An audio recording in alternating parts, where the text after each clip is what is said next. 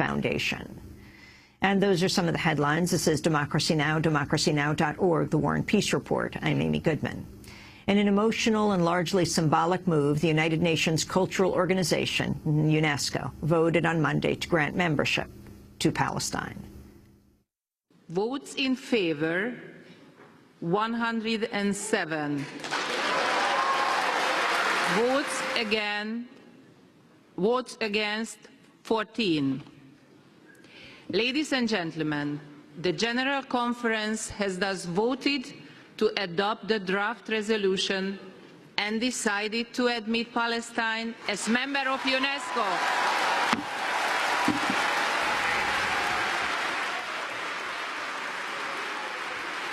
Among the countries that supported the Palestinian membership were China, Russia, India, Brazil, South Africa, and France, which is on the UN Security Council.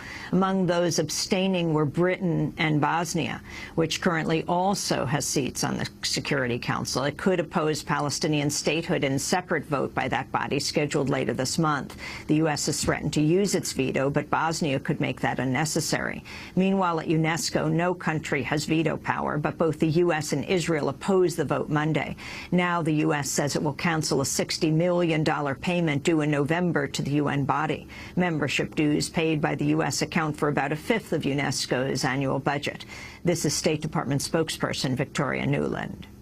Today's vote by the member states of UNESCO to admit Palestine as a member is regrettable, premature, and undermines our shared goal of a comprehensive, just, and lasting peace in the Middle East.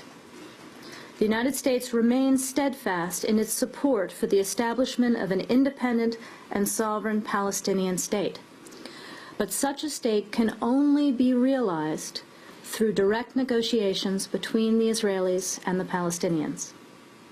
The United States also remains strongly committed to robust multilateral engagement across the UN system.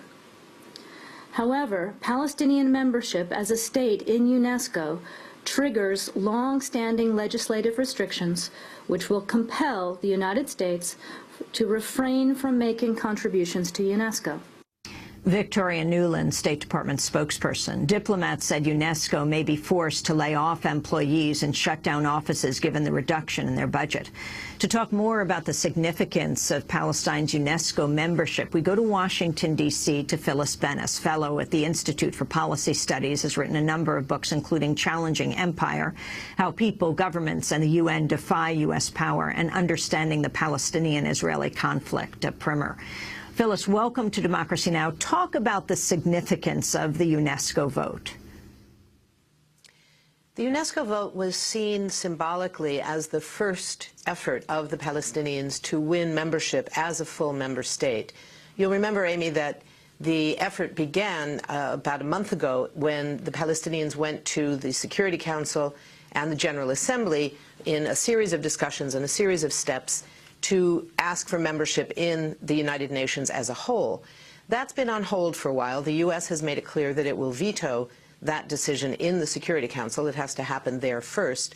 So by going to UNESCO, this was a way both of gauging where the public opinion is among the various governments, and more importantly, symbolically for the world, showing that this is a moment of recognition that the 20-year-old U.S.-controlled so-called peace process simply hasn't worked. It has not brought the Palestinians any closer to reaching their rights, including but not limited to statehood, and that the question of what happens to Palestine is not something that can be limited to what the U.S. and Israel say. So what we're seeing right now, it's an extraordinary thing. You had 107 countries voting to authorize Palestinian membership as a full member state, as an equal member of UNESCO. And the U.S. immediately says, in response to that, we have long-standing laws that require us to stop paying the required dues for our obligations to UNESCO, which is about $70 million a year. About $60 million will be owed this month.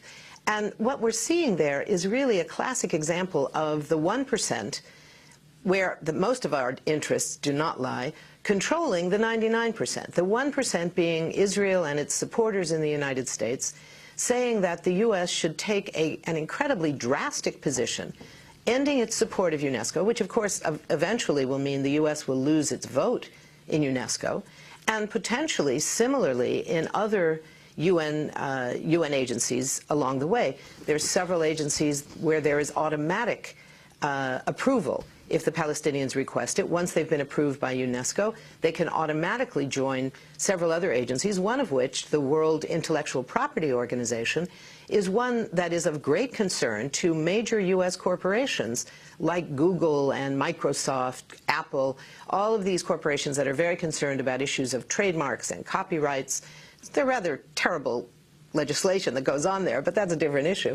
The reality is that for those major corporations, this is absolutely not in their interests. It's going to be interesting to see whether they come back and push back against the Obama administration and against Congress for imposing these laws that really put their presence in these agencies at great risk, because once the U.S. stops paying its dues, it starts to lose its votes in all those organizations. I want to play a clip from the news conference where State Department spokesperson Victoria Nuland announced the U.S. would no longer pay its dues to UNESCO. She was questioned at length by Matthew Lee, a reporter with the Associated Press. Going back to you said in your opening, you said that this was is regrettable, premature, and undermines our shared goal. Whose shared goal? Who shares this goal other than the 13 other countries that voted with you? Yeah. Countries all over the international system share the goal of a Palestinian state in secure borders. How could they possibly do something that you say is so horrible and detrimental to that process? Yeah. How can you still count on them as sharing this goal? You'll have to speak to them about why they made the decision that they made.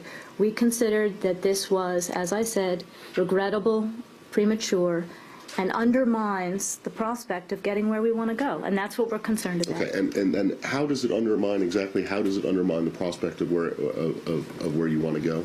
The concern is that it creates tensions when all of us should be concerting our efforts to get the parties back to the table. The only thing it does is it upsets Israel, and it triggers this law that you said that will require you to stop funding UNESCO. Is there anything else? There's nothing that changes on the ground, is there? Our concern is that this could exacerbate the environment which we're trying to work through so that the parties will get back to the table. How does it exacerbate the environment if it changes nothing on the ground, unlike, say, construction of settlements? It changes nothing on the ground. It gives Palestine membership in UNESCO, which was a body that the U.S. was so unconcerned about for many years that it just wasn't even a member. Well, I think you know that this administration is committed to UNESCO, rejoined UNESCO, right. Wants to see UNESCO's work go forward. Actually, it was the last administration that rejoined UNESCO, not this one. But I need to have some kind of clarity on how this undermines the peace process, other than the fact that it upsets Israel. Again, we are trying to get both of these parties back to the table. That's what we've been doing all along. That was the basis for the president's speech in May, basis of the diplomacy that the quartet did through the summer, the basis of the statement that the quartet came out with in September. So in that context, we have been trying to improve the relationship between these parties, improve the environment between them, and we are concerned that we exacerbate tensions with this, and it makes it harder to get the parties back to the table. Since the talks broke off last September until today, how many times have they met together? With all your effort? How many times have the parties met? Yes. I think you know the answer to that question. Correct.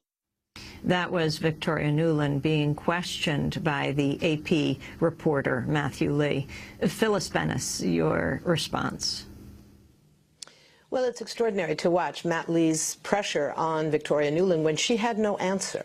This notion that somehow the U.S. is working so hard behind the scenes or in front of the curtain or wherever they think they're working to, quote, improve the environment, when the U.S. has done nothing to stop the actual destruction of the, quote, environment when Israel has built increasing numbers of settlements. The settlement construction, as Matt Lee even said in that press conference, has consistently and continues to destroy the prospect of a Palestinian state. And yet the U.S. has at most made mild statements of concern. We are concerned about these acts that are not helpful, and then they move on.